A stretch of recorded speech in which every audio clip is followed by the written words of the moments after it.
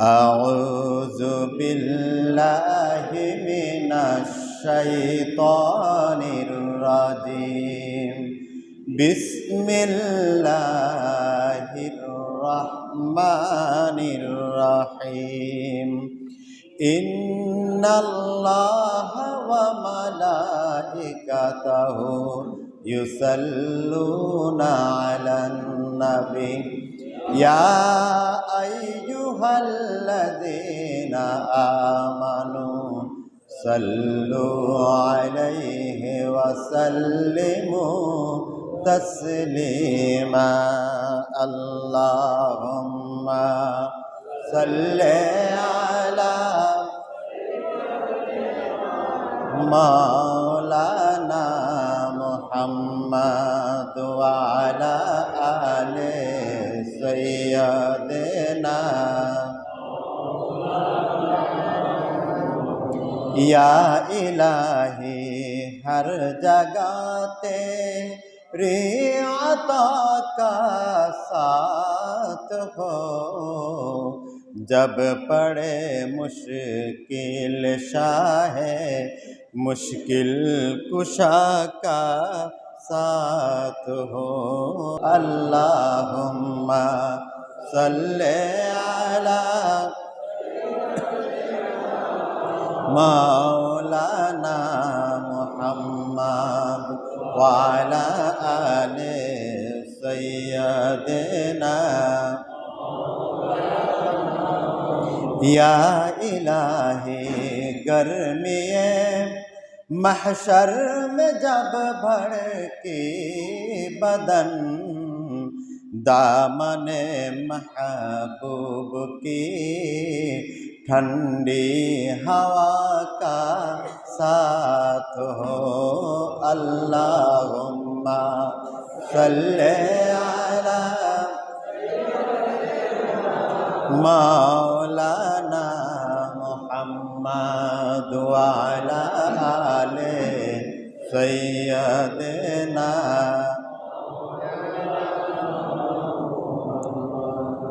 সবাই বলি আমিন। সম্মানিত সুধীমণ্ডলী,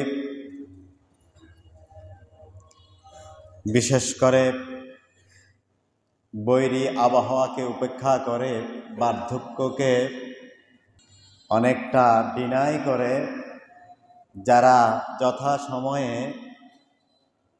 মসজিদে চলে এসেছেন, বিশেষ করে যুবক ভাইরা, ছোট্ট বন্ধুরা, প্রত্যেককে আমার অন্তরের অন্তঃস্থল থেকে শ্রদ্ধা, ভালোবাসা, কৃতজ্ঞতা জানাচ্ছি। আসসালামু আলাইকুম ওয়া রাহমাতুল্লাহি ওয়া বারাকাতুহু।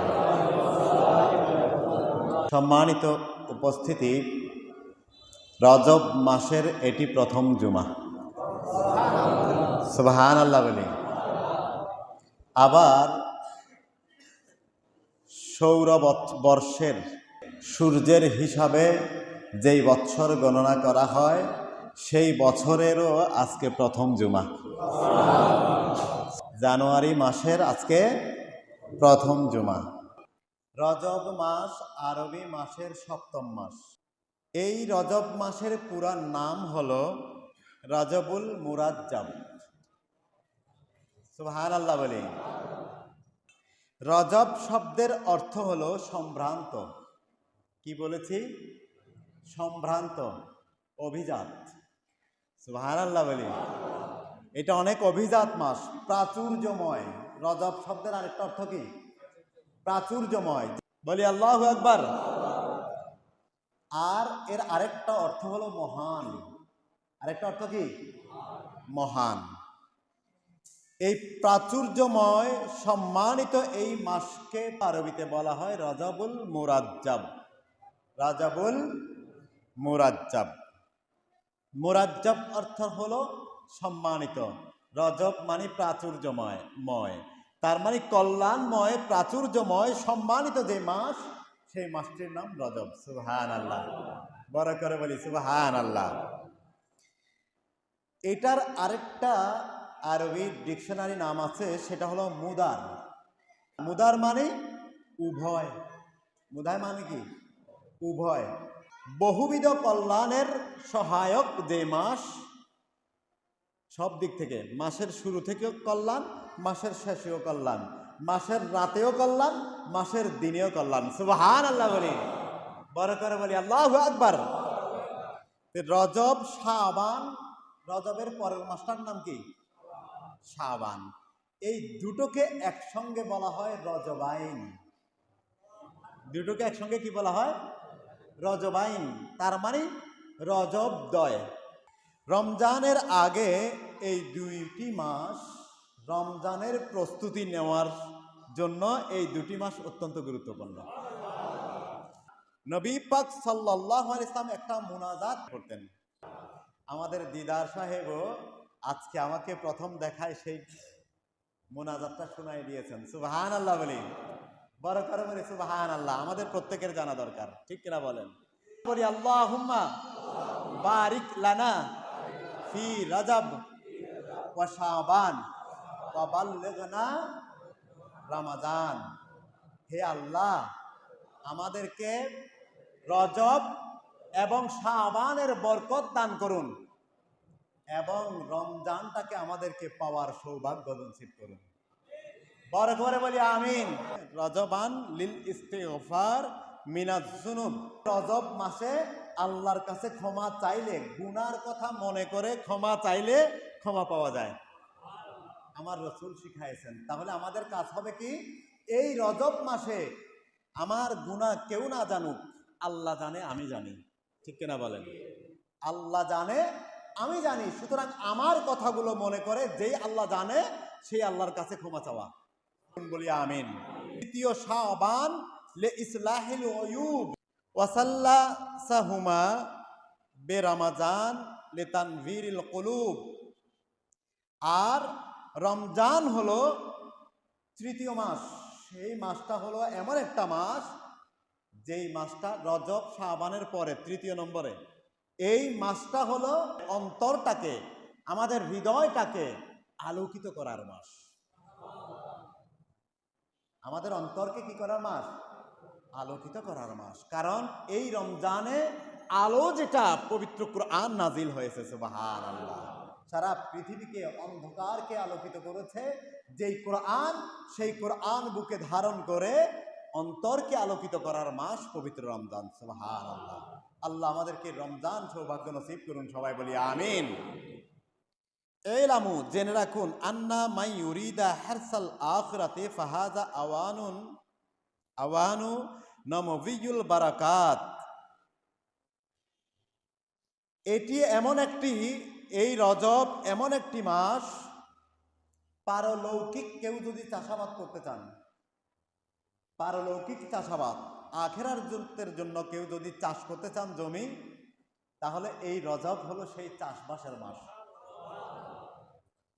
আপনি মৃত্যুর পরে অনন্ত যে জীবন, সেই জীবনে যখন আপনি যাবেন, সেখানকার জন্য সম্বল পাঠানোর মাস হলো এই রজব মাস। সুবহানাল্লাহ। ওয়ামান আরাদা, আর যেই ব্যক্তি ইচ্ছা পোষণ করে, আইয়া তুবা, সে নিজেকে তওবা করে আল্লাহর পথে ফিরাই আনবে। তওবা মানে ফিরে আসা। তওবা মানে কি?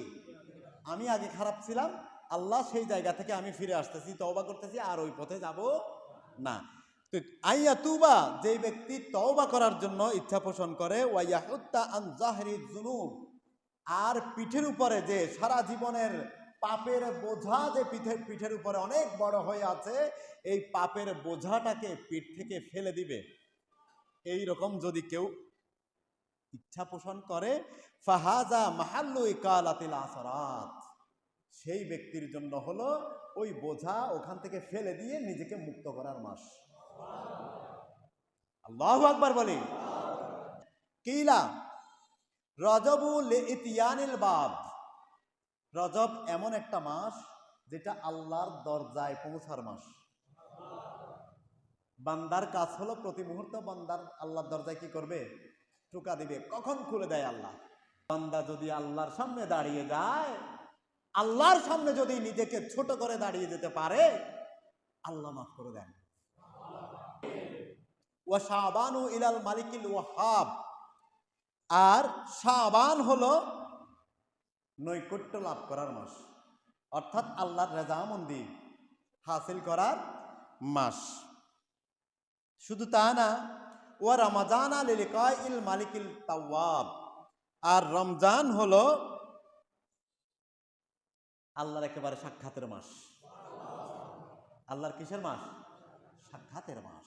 রজব মাসের ব্যাপারে আছে, আপনি যে কোনো একটা দিন রোজা রাখবেন, দিনে রাতে নামাজ আদায় করবেন, নফল নামাজ, যে কোনো সূরা দিয়ে, নফলের নিয়তে যে কোনো সূরা দিয়ে 2 রাকাত করে আপনি 4 রাকাত পারেন, 10 রাকাত পারেন, 8 রাকাত পারেন, 12 রাকাত পারেন, 100 রাকাত পারেন, আপনার ইচ্ছা।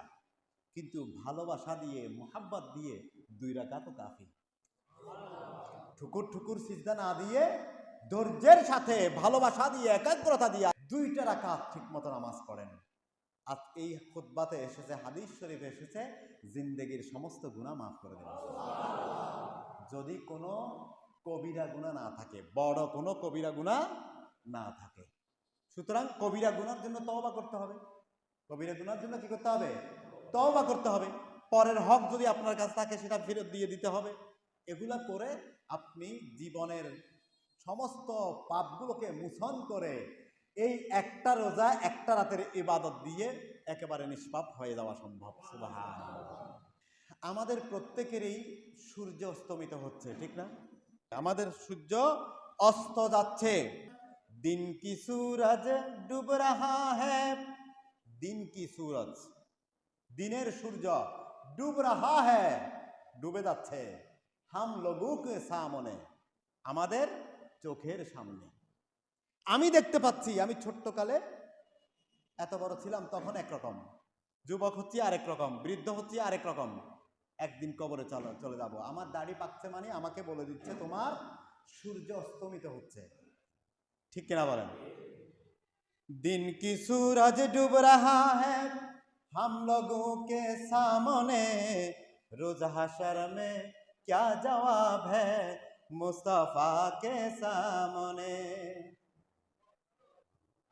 হাসরের ময়দানে নবীর যে উম্মত হয়ে তুমি দাঁড়াবা শাফাতের জন্য,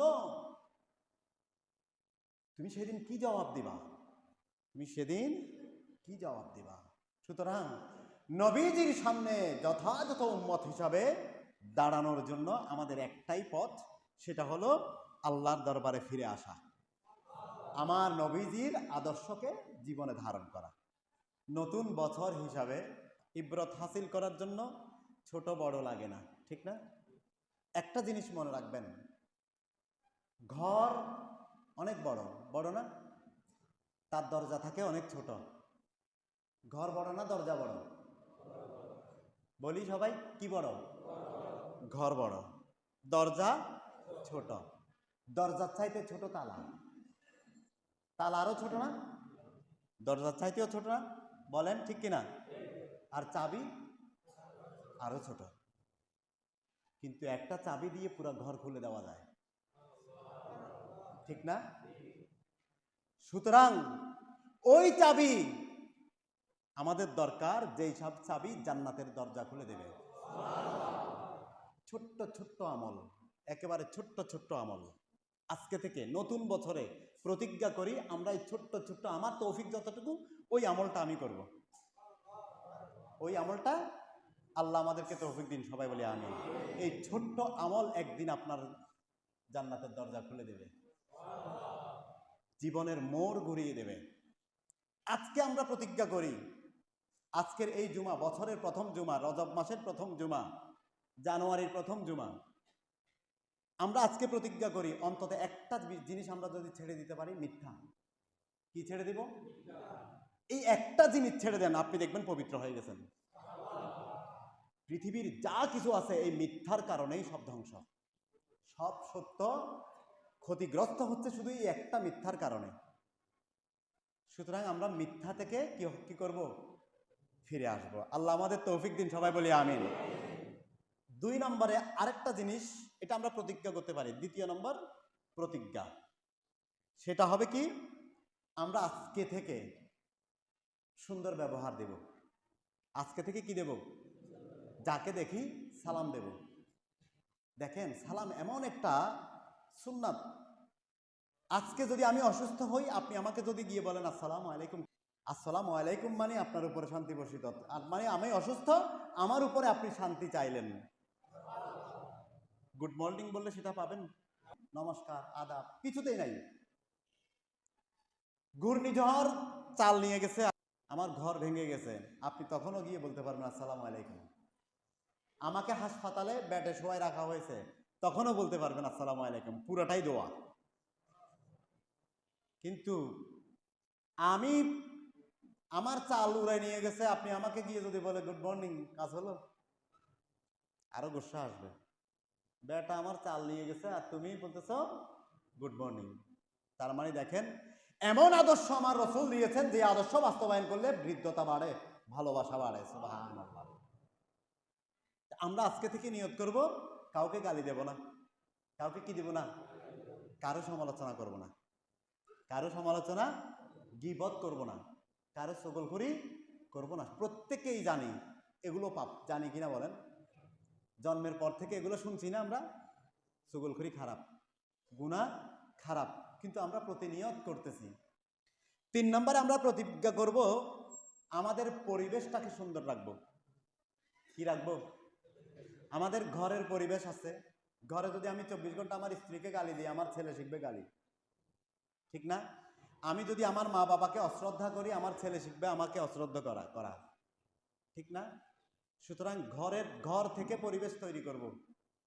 আমি আমার জামাটা ঠিক মতো ধুয়ে বের রাখবো, এটাও পরিবেশ। সকালে ঘুম থেকে উঠে দাঁত ব্রাশ করি না, ওইটা একটা পরিবেশ। আমি আমার জায়গায় যখন পরিষ্কার রাখবো, আমার উঠানটা পরিষ্কার রাখবো, আপনি দেখবেন আমার উঠানটা এই দেশেরই একটা অংশ, ঠিক না? আপনি আপনার উঠান পরিষ্কার করেছেন, আরেকজন উঠান পরিষ্কার করেছে, পুরো দেশটাই পরিষ্কার। সুবহানাল্লাহ। 4 নম্বরে প্রতিজ্ঞা করি আমরা, নিজেকে ভালোবাসবো। নিজেকে ভালোবাসলে জাহান্নাম কেউ চাইবে না, কারণ নিজের উপর যখন আগুন জ্বলবে সহ্য করতে পারবো? বিপদ আসে 2 দিক থেকে। বিপদ আসে কয় দিক থেকে? একটা আমার কারণে আর একটা অন্যের কারণে। একটা আমার কারণে আর একটা অন্যের কারণে। আমি আমার দিকটাকে 50% ধরলাম, আপনার দিকটাকে 50% ধরলাম। আমি যদি 50% শুদ্ধ হয়ে যাই, তাহলে অন্তত আমি অর্ধেক ভালো থাকতে পারবো।